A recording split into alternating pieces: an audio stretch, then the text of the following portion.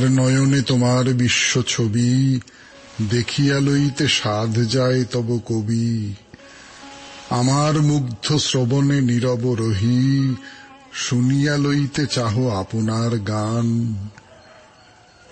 হে বড় দেবতা, ভরিয়া এ দেহ প্রাণ, কি অমৃত তুমি চাহ করিবারে পান। আমার চিত্তে তোমার সৃষ্টিখানি, রচিয়া তুলিছে বিচিত্র এক বাণী। তারি সাথে প্রভু মিলিয়া তোমার প্রীতি, জাগায়ে তুলিছে আমার সকল গীতি। আপনারে তুমি দেখিছ মধুর রসে, আমার মাঝারে নিজেরে করিয়া দান।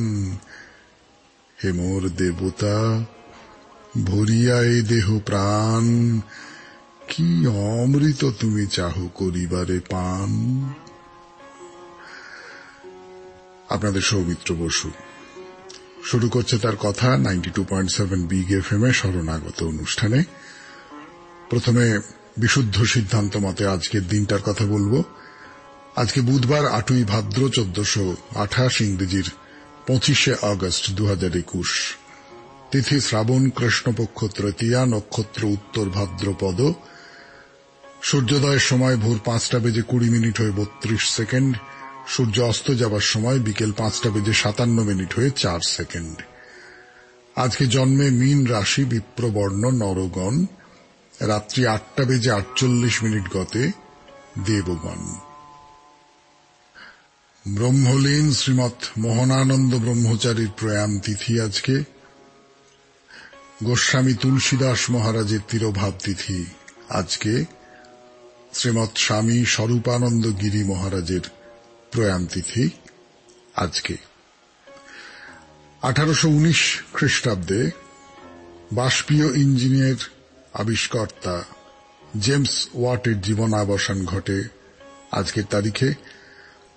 1867 খ্রিস্টাব্দে প্রখ্যাত ইংরেজ বিজ্ঞানী মাইকেল ফ্যারাডে প্রয়াত হন।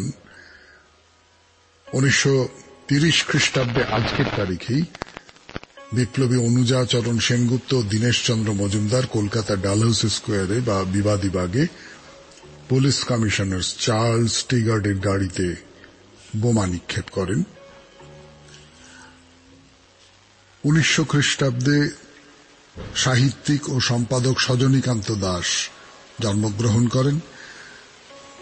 আইএনএর সম্পূর্ণ ও সর্বোচ্চ ক্ষমতা অর্পণ করে সুভাষচন্দ্র বসুকে নেতাজি সম্বোধনে ভূষিত করা হয়। সুভাষচন্দ্র নেতাজি হলেন আজকের তারিখে। আমাদের হোয়াটসঅ্যাপে চিঠি পাঠাবার নাম্বার 9831922927। চিঠির গোড়ায় SG মানে শরণাগত লিখতে হবে। আর আমাদের ফেসবুকের নাম হল শরণাগত সৌমিত্র, SHARANAGATA শরণাগত, SOUMITRA সৌমিত্র। এই শরণাগত সৌমিত্র পাতায় প্রত্যেক সোম, বুধ এবং শুক্রবার রাত 9:30 আপনাদের সৌমিত্র বসু উপস্থিত থাকে আপনাদের সঙ্গে কথা বলবার জন্য। সে বড় চমৎকার একটি কথোপকথন হয়, আলোচনা হয়, আড্ডা হয় বলতে পারেন। আপনাদের সকলকে সেখানে স্বাগত। এখন একটু গান শুনবো। গানের পর আজকের অনুষ্ঠানে কি কি আছে সে কথা বলবার জন্য ফিরে আসবো আমি আপনাদের সৌমিত্র বসু 92.7 বিগ এফএম এ শরণাগত অনুষ্ঠানে। সেই আজকের অনুষ্ঠান সূচি 92.7 বিগ এফএম এ শুনছেন শরণাগত, জীবনের সহজ পাঠ। প্রথমে তো পুরাণ চিরন্তন। পুরাণ চিরন্তনে আমরা অশ্বত্থামার কথা বলছি। অশ্বত্থামার কথা বলতে বসে আমরা দেখেছি যে এইবারে দ্রোণ কোথায় গেলেন, গিয়ে তিনি হস্তিনাপুরে রাজকুমারদের অস্ত্রবিদ্যা শেখানোর কাজে অশ্বত্থামাকে নিয়োগ করলেন। তারপর প্রণমিতমারেতে স্বামী বিবেকানন্দ, তার কথা বলছিলাম আমরা। মনমথনাথ গাঙ্গুলি তার শিষ্য। সেই মনমথনাথের চোখে স্বামী বিবেকানন্দ, তার নানান কথা, নানান অভিজ্ঞতা তাকে নিয়ে, এই সমস্ত নিয়ে বোনা হয়েছে আমাদের আজকের এবং বেশ কয়েকদিনের প্রণমিতমারে। তারপর হে মহাজীবনে বলেছিলাম একটি মেয়ের কথা, যে রিভলভার থেকে গুলি ছুঁড়ে স্ট্যানলি জ্যাকসনকে মারবার চেষ্টা করেছিল, কিন্তু পারেনি। তার নাম বলবো আজকে এবং তারপরে একজন নতুন মহাজীবনের কথা বলবো। চিঠিপত্রের উত্তর এবং শেষে বাইরে দূরে। বাইরে দূরেতে আমরা গণেশের মন্দির দেখেছি, এবার নতুন এক মন্দির। শুনছেন শরণাগত 92.7 বিগ এফএম-এ। আমি আপনাদের সৌমিত্র বসু। এখন গান শুনবো, গানের পর শুরু করব পুরাণ চিরন্তন। 92.7 বিগ এফএম-এ শরণাগত অনুষ্ঠানে আমি আপনাদের সৌমিত্র বসু। তাহলে কৃপাচার্যের কাছে চলে এসেছেন দ্রোণ। অশ্বত্থামা লেগে গেছেন রাজকুমারদের অস্ত্রবিদ্যা শেখানোর কাজে, এবং যে অভাবের মধ্যে দিয়ে দ্রোণ দিন কাটাচ্ছিলেন, আর অভাব থাকলেই অপমান থাকবে, বিশেষ করে যে মানুষটি মাথা নুইয়ে চলা পছন্দ করেন না। তো সেই সমস্ত অভাব অপমানের দিন শেষ হয়ে গেছে, কিন্তু প্রতিশোধ, দ্রুপদ রাজার বিরুদ্ধে প্রতিশোধ, এইটা দেখবেন যে মানুষ তক্ষুনি অপমানের কি নিগ্রহের বদলে কিছু একটা করে দেয় না, সে কম বিপজ্জনক। আর যে তক্ষুনি কিছু করতে পারল না, যার ভেতরে ভেতরে রাগ জমে উঠতে লাগলো কিন্তু প্রকাশ পাবার কোনো উপায় নেই, যেটা শক্তিমানদের বিরুদ্ধে আমাদের মতো দুর্বলদের হয় আর কি, সে বড় মারাত্মক। সেই রাগটা যখন ফেটে বেরোয় তখন একেবারে আকাশ পাতাল ধ্বংস করে দেয়। দ্রোণ আত্মপ্রকাশ করলেন। কুরুবৃদ্ধ যাদের বলে, ভীষ্ম যাদের প্রধান, তারা সাদরে তাকে রাজকুমারদের গুরু হিসেবে বরণ করে নিলেন।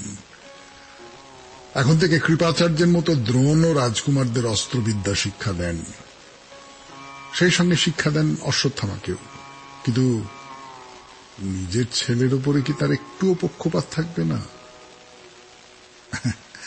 তা একটু থাকে বই কি। সব ক্ষেত্রেই তো প্রায় দেখি, তোমায় দিয়ে যাব কাহার হাতে, সেই বাঁশিটি নিজের ছেলে বা ঘনিষ্ঠ কারুর হাতে দিয়ে যেতেই মন চায়। কিন্তু শিখছে তো সবাই একসঙ্গে, তার ভেতর থেকে পক্ষপাতটা করবেন কি করে?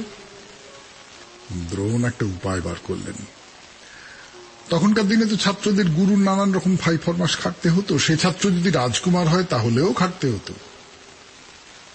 দ্রোণ সবাইকে জল ভরে আনতে বলতেন। সবাইকে তিনি জল ভরার জন্য দিতেন কমণ্ডলু, আর অশ্বত্থামাকে দিতেন কলসি।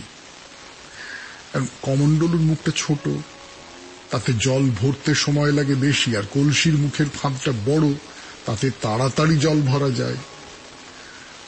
ওই যে অশ্বত্থামা তাড়াতাড়ি জল ভরে নিয়ে আসতেন, অন্য রাজকুমারদের আড়ালে দ্রোণ তার ছেলেকে টুক করে চারটি বেশি কিছু শিখিয়ে দিতেন। তাই এদের মধ্যে অর্জুনের তো বুদ্ধি খুব বেশি। তার মনে হলো কি ব্যাপার, জল ভরে এনে রোজ দেখি অশ্বত্থামা কি সব অভ্যেস করছে, তার এত তাড়াতাড়ি হয়ে যায় কি করে? ভেবে ভেবে ভেবে ভেবে শেষ পর্যন্ত ব্যাপারটা বুঝতে পারলেন। আচ্ছা বুড়ো, দাঁড়াও তোমাকে দেখাচ্ছি। এবারে অর্জুন কমণ্ডলু নিয়ে আড়ালে যায়, আর বারুণাস্ত্রে তাড়াতাড়ি জল ভরে অনেক আগে চলে আসে। আজকে এই পর্যন্তই থাক। পুরাণ চিরন্তন শেষ হলো। পরের দিনের পরে কি হলো না হলো সেই সমস্ত কথা বলবো 92.7 বিগ এফএম-এ শরণাগত অনুষ্ঠানে। এইবার প্রণবী তোমারে, গানের পর। তার একটা প্রকার সংসার ত্যাগ। শুনছেন শরণাগত, প্রণবী তোমারে 92.7 বিগ এফএম-এ। আমি আপনাদের সৌমিত্র বসু। না, সবাইকে যে সংসার ত্যাগ করে সন্ন্যাসী হতে হবে তা নিশ্চয়ই নয়, তাহলে তো সৃষ্টির ধারাটাই বন্ধ হয়ে যাবে। কিন্তু স্বামীজি বলছেন, যিনি গেরুয়াধারী সন্ন্যাসী, তার কাছে সব সময় মাথা নিচু করবে, তাকে গুরুর মতো মনে করবে। কারণ আর যাই হোক, তিনি যে এই সংসারের মায়ার বন্ধন একেবারে ছিঁড়ে ফেলে বেরিয়ে আসতে পেরেছেন, এই জন্যেই তিনি একটা সম্মান পেতে পারেন। এই ব্রহ্মচর্যের উপর খুব জোর দিতেন স্বামীজি। নিজেকে সমস্ত রকম ইহলোকের সুখের থেকে দূরে রাখো। এই ব্রহ্মচর্য মানুষের মনে একটা আলাদা শক্তি দেয়। হ্যাঁ, দেয়। এটা আমরা আমাদের অভিজ্ঞতা থেকেই জানি। যেমন ধরুন, যদি বলি খাওয়া দাওয়া, বলবো এইটা নিয়ে আরো কথা বলবো, একটু গান শুনে নিই, তারপর শুনছেন 92.7 বিগ FM, শুনছেন শরণাগত। আর যার গলা শুনছেন তার নাম আপনাদের সৌমিত্র বসু। ব্রহ্মচর্য অনেক বড় ব্যাপার। 92.7 বিগ FM এর শরণাগত অনুষ্ঠানে তাই নিয়ে কথা বলবার অধিকার আপনাদের সৌমিত্র বসুর নেই, কিন্তু সংযম ব্যাপারটা কত জরুরি সেটা আমরা সবাই কম বেশি জানি। একটা কথা আছে না, তুমি যদি বেশি দিন খেতে চাও তাহলে কম খাও। অর্থাৎ বেশি দিন বাঁচতে চাইলে কম কম করে খেতে হবে। এটা জীবনের সব ক্ষেত্রেই তাই। যদি সাধাসিধে জীবনযাপন করা যায় তাহলে চাহিদা, কামনা এসব কমে যায়। মানুষ তাতে অনেক বেশি আনন্দে বাঁচতে পারে। যাই হোক, স্বামীজি বলছেন ব্রহ্মচর্যের কথা, এমনকি এতটাও বলছেন যে যদি কেউ 12 বছর ব্রহ্মচর্য পালন করতে পারে তাহলে সে আশ্চর্য মেধার অধিকারী হয়। সেটা আমরা স্বামীজিকে দেখেই বুঝতে পারি। যে কোনো বিষয়ে এত জ্ঞান তার কি করে এলো? আমরা তো জানি, শুনেছি, বইয়ের পাতা উল্টে গেলেই পড়া হয়ে যায়। কি করে? কিন্তু তিনি যে সংযত জীবন যাপন করেছেন, তিনি যে ব্রহ্মচর্য পালন করেছেন, তা তো সকলে পারে না। না পারবার দরকারও নেই, কিন্তু ঠিক করে নিতে হবে তুমি সন্ন্যাসী হবে না সংসার ধর্ম পালন করবে। যদি সংসার ধর্ম পালন করো তাহলে সন্ন্যাসী হবার কথা ভেবো না, সন্ন্যাসী হলে সংসারের কথা ভেবো না। দু নৌকোয় পা দিয়ে চলা যাবে না। মনমথকে এই কথাই বলেছিলেন স্বামীজি। তা মনমথ ওই সংসারের পথটাই বেছে নিলেন, খুব ভালো। কিন্তু সেক্ষেত্রে সংসারে থাকতে হবে পাঁকাল মাছের মতো, পাঁক গায়ে লাগতে দেওয়া যাবে না। যখনই সংসার জড়িয়ে ধরতে চাইবে তখনই পিছলে বেরিয়ে আসতে হবে। এর মধ্যে মনমথ একদিন দেখলেন নাগমশাইকে। আপনাদের মনে আছে কিনা জানি না, নাগমশাইয়ের কথা আমি বহুদিন আগে একবার বলেছিলাম, তখন মা শারদাকে নিয়ে কথা চলছিল আমাদের। নাগমশাই সে ঈশ্বর প্রেমে বলুন, গুরু প্রেমে বলুন, একেবারে মাতোয়ারা। তাকে দেখলে মনে হবে গলা পর্যন্ত মদ খেয়ে এসেছেন। সে কিন্তু সাধারণ মদ নয়। ওই যে গান আছে না, সুরাপান করিনে আমি, সুধা খাই জয় কালী বলে, সেই সুধা। ঘটনাটা বলি। একদিন গঙ্গার মুখোমুখি একটা ঘর ছিল, তাকে গানের ঘর বলা হতো। সেইখানে মনমথ স্বামীজির সঙ্গে বসে আছেন। এমন সময় নাগমশাই সেখানে এলেন। পরনে একটা আধময়লা ধুতি আর শার্ট, উস্কো খুস্কো চুল, চোখ লাল, কারণ ফ্যাল ফ্যাল করে তাকিয়ে আছেন। আপনাদের নিশ্চয়ই মনে পড়বে যে ফ্যাল ফ্যাল করে তাকিয়ে থাকা চোখ, ঠাকুর শ্রীরামকৃষ্ণ পরমহংসদেব বলতেন এই হলো সাধকের চোখ। সে তার চারপাশে যা কিছু দেখার কথা তার কিছুই দেখছে না। সে দেখতে পাচ্ছে এমন কিছু যা আমরা দেখতে পাই না। নাগমশাই দরজার সামনে দাঁড়িয়ে স্বামীজির দিকে তাকিয়ে হাত জোড় করে বলতে লাগলেন, আপনি নারায়ণ, নারায়ণ, নারায়ণ, নারায়ণ, মানুষের শরীর ধারণ করে এসেছেন আপনি নারায়ণ, আপনি আমার প্রণাম নিন, প্রণাম নিন। প্রণাম করলেন, তারপর এক দৃষ্টি স্বামীজির দিকে তাকিয়ে রইলেন, যেন তাঁর যে রূপ তাকে একেবারে দু চোখ দিয়ে শুষে নিতে চাইছেন। শেষ হল প্রণামী তোমারে। এরপর হে মহাজীবন 92.7 বিগ FM এ শরণাগত অনুষ্ঠানে আমি আপনাদের সৌমিত্র বসু ফিরে আসবো গানের পর। শরণাগত হে মহাজীবন শুনছেন 92.7 বিগ FM। আমি আপনাদের সঙ্গে আছি, আপনাদের সৌমিত্র বসু।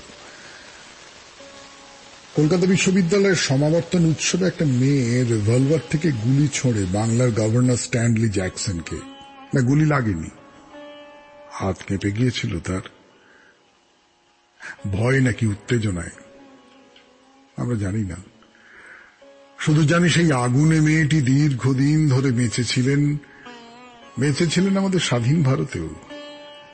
বিয়েও করেছিলেন আরেকজন বিপ্লবীকে। নেতাজি সুভাষচন্দ্র বসু ছিলেন তার আদর্শ। কিন্তু আমরা কি তাকে মনে রেখেছি? আমরা যারা স্বাধীন ভারতে জন্মেছি, বড় হয়েছি, তারা কি এই বীণা দাসের যোগ্য উত্তরসূরি হতে পেরেছি?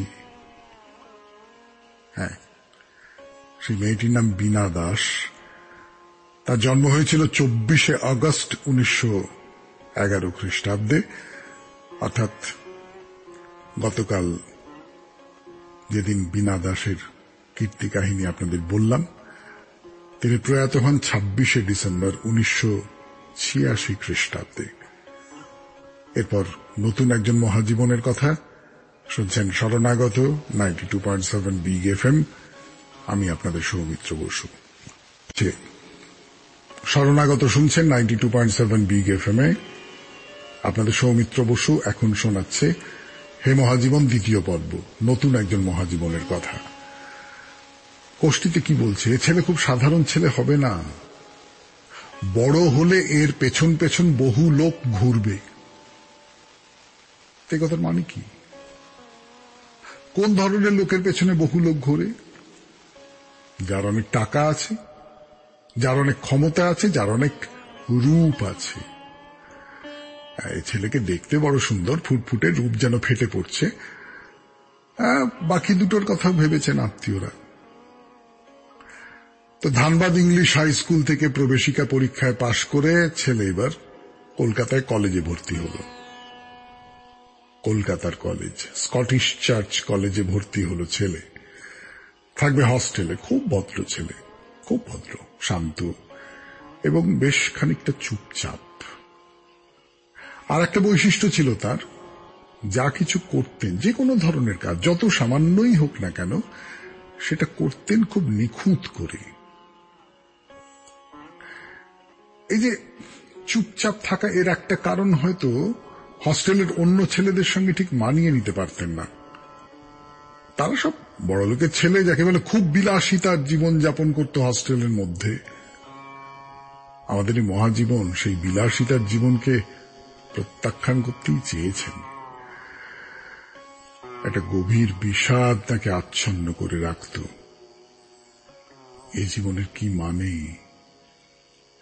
কেন বেঁচে থাকবো? কেন বহন করে চলবো এই আয়ু? এই একটা নিরর্থকতার বোধ তাকে তাড়া করে ফিরত। এসব যা কিছু পড়ছি, জানছি, এসব তো সত্যিকারের বিদ্যা নয়, অবিদ্যা। তাকে জানতে হবে, তাহলেই সবকিছু জানা হয়ে যাবে। একদিন তার চেনাশোনা কয়েকজন ছাত্র এলো তার কাছে। ছাত্র বন্ধু, ভাই আমরা একটা হরিসভার আয়োজন করেছি, কীর্তন গাইব, ঠাকুরকে ডাকবো, তুমি যাবে? যাব। চলে গেলেন সেখানে। এই তো একটা মুক্তির হাওয়া যেন বুকের মধ্যে ঢুকে গেল। সেখানে গিয়েই তিনি হরিনাম শুরু করে দিলেন। গৌরবরণ, মাথায় ঘন কালো চুল, বড় বড় দুটি চোখ, দুহাত তুলে যখন নাচছেন মনে হয় স্বয়ং গৌরাঙ্গ আবার ধরাধামে নেমে এলেন বুঝি। কিন্তু কীর্তন আর কতক্ষণ? ফিরে এসে সেই তো হস্টেলের ঘর, সেই সব সহপাঠীরা, সেই খাঁচার জীবন। তিনি ঠিক করলেন, না আর না, পালাতে হবে এখান থেকে। কাপড় জামা বইপত্র এতদিন ধরে যা কিছু পুঁজি, যা কিছু জমেছিল সব ওই হস্টেলে পড়ে থাকলো। তিনি ট্রেনের টিকিটের টাকাটুকু নিয়ে বেরিয়ে পড়লেন দেওঘর, কুলগুরু বালানন্দ ব্রহ্মচারীর আশ্রম। যাওয়ার সময় একটা চিঠি লিখে রেখে গেলেন শুধু, আমি যে পথে যাইতেছি সে পথে গেলে আর ভাবনার কিছু থাকে না। সত্যি তাই, সে পথের ধুলোয় নিজেকে সমর্পণ করে দিলেন তিনি। জানতে পারবো তার নাম আগামীকাল। 92.7 বিগ এফএম এ শরণাগত অনুষ্ঠানে এবার আপনাদের চিঠিপত্রের উত্তর, কিন্তু আর মাঝখানে গান আছে যে শুরু করছি আপনাদের চিঠিপত্রের উত্তর 92.7 বিগ এফএম এ শরণাগত অনুষ্ঠানে। আমাদের পরিবারের মনের মতো দাদা ভাইয়ের নির্দেশ মতো এই লেখাটি তার দরবারে পাঠালাম। জীবনে সুখ দুঃখ পাশাপাশি থাকে, চক্রবৎ পরিবর্তনতে সুখানি চ দুঃখানি চ। বেঁচে থাকতে গেলে লড়াই করে বাঁচতে হবে। Life is a struggle. মানুষ অপরাজেয়। শুধু যে নিজের জীবন দিয়ে বুঝেছি তাই নয়, আমাদের প্রতিদিনের চারপাশে নানা ঘটনা আমাদের তাই বলে। একবার একটি ছোট্ট শিশুকন্যা নিয়ে চরম আর্থিক অভাবের মধ্যে পড়েছিলাম। কি করে এই শিশুকন্যাকে বাঁচাবো ভেবে পথ পাচ্ছিলাম না। চাকরি খুঁজতে লাগলাম, নানা স্কুলে পরীক্ষা দিতে লাগলাম, কত গ্রামে গেলাম, পথ চিনি না, লোকজনের কাছে জেনে জেনে পৌঁছতাম। চেষ্টা করতে করতে একটা স্কুলে চাকরি পেলাম, কিন্তু গ্রাম বলে সেখানে বাড়ি ভাড়া পাওয়া যায় না, ডাক্তারের খুবই অভাব, ডাক্তার পাওয়া যায় না। ওই চাকরির আশা ছেড়ে দিলাম। ইতিমধ্যে জানতে পারলাম এক ধরনের স্কুল করা যায় খুব গরিব মেয়েদের নিয়ে। নিয়মিত দরখাস্ত করলাম। যার কাছে ওই অ্যাপ্লিকেশন জমা দিলাম সেই অফিসার বললেন, বিএড পাশ করেছেন, কেন এই স্কুল করবেন, হাই স্কুলে চাকরি করুন। বললাম, আমার তো একটি শিশু কন্যা আছে, গ্রামে যেতে পারবো না। তিনি বললেন, আপনি বাড়ি চলে যান, আপনার স্কুল আমি করে দিচ্ছি। উনি কথা রেখেছিলেন। আজও আমার তার কথা মনে আছে। বাড়িতে সাধারণত স্কুল হয় না, কিন্তু বাড়িতেই আমার স্কুল হলো। মাইনে খুব কম ছিল, কিন্তু আমি তাতেই খুশি ছিলাম। মেয়ের জন্য কিছু তো করতে হবে। ওইসব গরিব মেয়েদের পড়াতাম। ভগবান মুখ তুলে তাকালেন। ওর বাবা যেখানে কাজ করত সেখানে তার মাইনে বেড়ে গেল। মেয়ে বড় হতে লাগলো। এবার মেয়ের পড়াশোনার দিকে নজর দিলাম। ওর বাবারও চেষ্টা ছিল, মেয়ে এমএ পাশ করলো, বেসিক ট্রেনিংও নিয়েছিল। প্রাইমারি থেকে মাস্টার ডিগ্রি পর্যন্ত খুব ভালো রেজাল্ট ছিল। বিএড এর সুযোগ পেয়েও পড়ল না। প্রাইমারি স্কুলে চাকরির জন্য চেষ্টা করে পরীক্ষা দিয়ে পাশ, এবং প্রাইমারি স্কুলে চাকরিও হলো। ওর ছোট্ট ছোট্ট ছেলে মেয়েদের পড়াতে ভালো লাগে।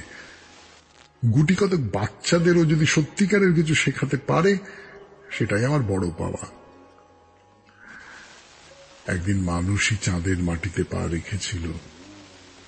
1969 সালে আমেরিকার চেষ্টায়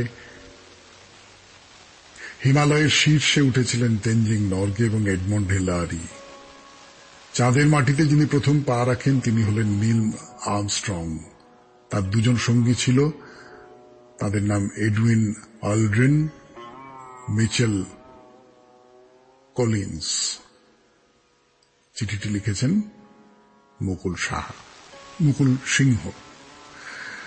তাহলে আপনাদের চিঠিপত্র শেষ হল। শেষ করবার আগে আর একটা অনুরোধ বলে রাখি, চিঠি চেষ্টা করবেন 200 শব্দের মধ্যে লিখতে। বড় জোর 250, তার বেশি যাবেন না। তাহলে যেমন এই মুকুল সিনহা এর চিঠিটা আমাকে ছোট করতে হয়েছে, অনেকখানি কাটতে হয়েছে। সেটা কাটতে আমারও ভালো লাগে না, আপনাদের নিশ্চয়ই ভালো লাগে না। ফলে চিঠিটা দয়া করে একটু ছোট লিখবেন, কেমন? এরপরে গানের পর বাইরে দূরে শুনছেন শরণাগত 92.7 বিগ এফএম এ। শিব হলেন, গণেশ হলেন, এইবার 92.7 বিগ এফএম এ শরণাগত অনুষ্ঠানে বাইরে দূরে পর্যায়ে এক দেবীর মন্দিরে যাওয়া যাক। দেবী লক্ষ্মী। হ্যাঁ, মুম্বাইয়ের খুব চমৎকার এবং বিখ্যাত একটি মন্দির আছে, মহালক্ষ্মী মন্দির। না, যাবো তো, তার আগে এই মন্দির সম্পর্কে একটা মোটামুটি পরিচয় সামনে রাখা চাই। তা না হলে গেলাম, দেখলাম, বাহ বলে চলে এলাম, এতে কোনো মানে হয় না। বলুন, মন্দির মানে তার সঙ্গে কোনো ইতিহাস জড়িয়ে আছে, থাকতে পারে কোনো পুরাণ, কোনো কাহিনী। না, তার সবটা হয়তো আপনাদের বলতে পারি না, সব খবর তো আর জোগাড় করা যায় না। যেটুকু জানি সেটুকুই আপনাদের সামনে ধরে দেবার চেষ্টা করি, এই আর কি। যেমন বলি আপনাদের, 3 জন দেবী অবস্থান করছেন এই মন্দিরে, মহালক্ষ্মী, মহাকালী আর মহা সরস্বতী। এই 3 দেবীকে পাওয়া গিয়েছিল সমুদ্রের তলা থেকে। একটু অপেক্ষা করুন, গান শুনুন, গানের পর এই রহস্যের সমাধান করবার জন্য আপনাদের সৌমিত্র বসু ফিরে আসবে 92.7 বিগ এফএম এ শরণাগত অনুষ্ঠানে। যা বলছিলাম আপনাদের, 92.7 বিগ এফএম এ শরণাগত অনুষ্ঠানে মহালক্ষ্মী, মহাকালী আর মহা সরস্বতী, এই 3 দেবীর মূর্তি আছে এখানে। তাহলে এইবার এই 3 দেবী শক্তির 3 রূপ, তাদের কেমন করে পাওয়া গেল তার কথা বলি। মুম্বাইয়ে যারা গেছেন তারা ওর্লি বলে জায়গাটা চেনেন। হ্যাঁ, সমুদ্রের ধারে একটা খাড়ি বেরিয়ে এসেছে সমুদ্র থেকে। তো আমি যে সময়ের কথা বলছি সেটা ব্রিটিশ যুগের কথা। ধরুন, এই মন্দিরটা তৈরি হয়েছে 1761 থেকে 71 মধ্যে, মোটামুটি সেই সময়কার কথা। তা লর্ড হর্নবি ঠিক করলেন যে সমুদ্রের মধ্যে কাছাকাছি আলাদা হয়ে থাকা 2টো দ্বীপকে একসঙ্গে জুড়ে দিতে হবে। তাতে নানান রকম সুবিধা হতে পারে, যাতায়াতের সুবিধা হতে পারে, ব্যবসা বাণিজ্যের সুবিধা হতে পারে। তো তিনি কাজটা করার দায়িত্ব দিলেন মুখ্যত রামজি শিবজি প্রভু নামে এক ভদ্রলোককে। তিনি ছিলেন সরকারি ইঞ্জিনিয়ার। রামজি শিবজি তো কাজে লেগে গেলেন, কিন্তু কাজটা কিছুতেই হতে পারছে না। সমুদ্রে এত ঢেউ, এত ঢেউ, কোন নির্মাণের কাজ করাই একেবারে অসম্ভব। বহু কষ্টে যা কিছু তৈরি করছেন সমুদ্র এসে সব ভাসিয়ে নিয়ে চলে যাচ্ছে। তো রামজির ওপর দায়িত্ব, তার তো রাতের ঘুম চলে গেছে। এরা একদিন কি করা যায় ভাবতে ভাবতে হয়তো একটু তন্দ্রা মতন এসেছিল, হঠাৎ যেন তার ঘুম ভেঙে গেল। স্পষ্ট অনুভব করলেন পদ্মের গন্ধে ঘর ভরে গেছে। চোখ খুলে দেখলেন মহালক্ষ্মী দাঁড়িয়ে আছেন তার মাথার কাছে। রামজি হাত জোড় করে বললেন, মা, তুমি আমার কাছে এসেছো? কেন এসেছো মা? মহালক্ষ্মী বললেন, শোন বাবা, সমুদ্রের তলায় খুঁজে দেখ, অনেকের মূর্তি দেখতে পাবি। বিধর্মীদের আক্রমণের সময় তাদের হাত থেকে আমাদের বাঁচাবার জন্য ওদের সমুদ্রের জলে ডুবিয়ে দেওয়া হয়েছিল। আমাদের ওখান থেকে উদ্ধার কর, তারপর পাশেই যে ছোট টিলাটা আছে তার একেবারে মাথায় রেখে দিয়ে আয়। রামজি বললেন, তাই হবে মা, তাই হবে। আমি তোমাদের সমুদ্রের তলা থেকে উদ্ধার করে আনবো, কথা দিলাম। ওর্লির একটা খাড়ি থেকে সত্যি সত্যি এই 3 দেবীকে পাওয়া গেল, মহালক্ষ্মী, মহাকালী আর মহা সরস্বতী। বাস, সমুদ্র শান্ত হয়ে গেল, 2টো দ্বীপকে জুড়ে দিতে কোনো অসুবিধে রইল না। কাজটা ঠিক মতো শেষ হলো, সবাই খুব খুশি। তো সরকার থেকে বলা হলো, রামকে তুমি কি চাও বলো। রামজি শিবজি বললেন, আমি আর কিচ্ছু চাই না, আমাকে শুধু টিলার ওপরের একটু জমি দেওয়ার ব্যবস্থা করুন। বেশ, তাই হোক। সেই জমি পেলেন তিনি। সেইখানে তিনি তখনকার দিনে 80,000-এর মতো টাকা খরচ করে তৈরি করে দিলেন এই মহালক্ষ্মীর মন্দির। আজকের মতো শরণাগত এখানেই শেষ। আমাদের হোয়াটসঅ্যাপে চিঠি পাঠাবার নাম্বার 9831922927। চিঠির গোড়ায় অতি অবশ্যই SG লিখতে হবে। আর আমাদের যে ফেসবুকটি আছে তার নাম হলো শরণাগত সৌমিত্র, SHARANAGATA শরণাগত, SOUMITRA সৌমিত্র। তাহলে বিদায়, খুব ভালো থাকবেন। সবাই মিলে আমরা ভালো থাকবার চেষ্টা করি। নমস্কার। আর নয়